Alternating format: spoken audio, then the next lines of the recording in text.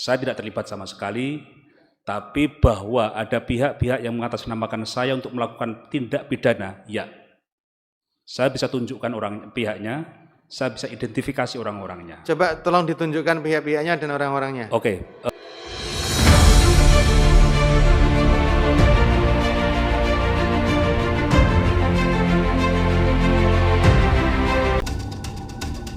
Saudara saksi, saya ingin tahu dulu, apa tupoksi staf khusus menteri sih? Kalau tugas dan fungsi dari staf khusus menteri adalah memberikan saran dan pertimbangan kepada menteri dengan penugasan yang bersifat khusus di luar bidang dan tugas dari unsur-unsur organisasi kementerian, Pak. Iya, tetapi tugas Anda double-double. Itu artinya juga ada double budget. Anda tahu nggak kalau double budget itu melanggar undang-undang? Saya tidak menoleh penerimaan sama sekali dari Kementerian Agama, Pak. Saya sudah tidak memperoleh gaji, tidak memperoleh tunjangan, dan tidak memperoleh fasilitas yang lain, Pak. Tidak menerima, tapi Tidak. tadi teman-teman menyebut Anda juga mendapatkan bisnis kelas untuk pergi atas nama kerja untuk BPKH dan BPIH dan seterusnya tadi, termasuk BPKH Limited. Kalau BPKH saya berangkat tahun 2023 tanggal 30 November, iya. Berarti Anda dapat? Iya, karena memang itu hak saya, Pak. Saya ditugaskan dari BPKH.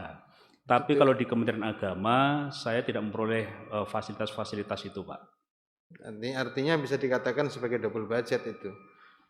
Karena seharusnya tugasnya satu saja, satu dari Kementerian Agama, itu bisa kemana-mana, bukan dari BPKH, seharusnya dari pokoknya baru ke cabangnya, kan ya, begitu kira-kira. Kalau di BPKH, saya kan status saya Dewan Pengawas, tapi kalau di Kementerian Agama, saya staf khusus tapi saya cuti semenjak saya diangkat sebagai Dewas di BPKH.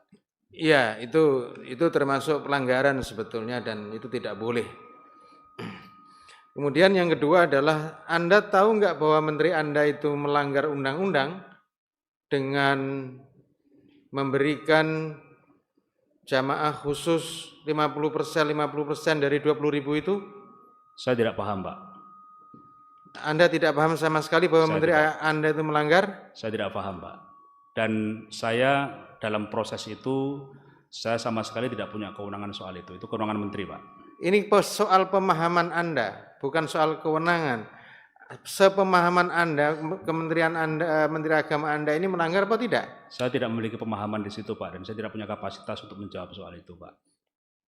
Berarti juga tidak punya, tadi mengkoordinasi, memberikan penjelasan dan seterusnya pada menteri. Tapi soal ini Anda tidak bisa menjawab. Karena status saya sebagai staf khusus cuti dan saya hanya ditugaskan untuk memberikan layanan jemaah lansia, hanya itu, Pak.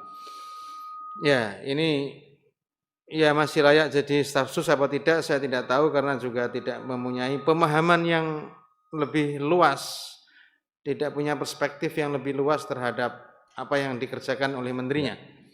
Bahwa yang semestinya ini adalah melanggar dari undang-undang yang ada, termasuk melanggar dari Kepres yang ada, dan termasuk juga memenuhi unsur pidana yang sudah dilakukan oleh Menteri Agama.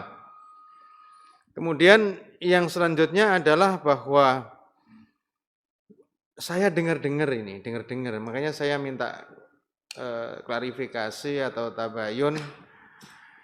Anda sudah dilaporkan oleh beberapa vendor, tidak vendor tahun ini juga, tapi vendor tahun lalu, haji yang lalu, vendor-vendor yang tidak kompatibel, dan vendor-vendor yang nakal, dan sudah dilaporkan di pihak aparat penegak hukum, dan bahkan Anda juga terlibat di sana. Mohon izin, vendor apa, Pak? Vendor di bidang catering, vendor di bidang pelayanan perkemahan, dan lain-lain. Anda terlibat di sana?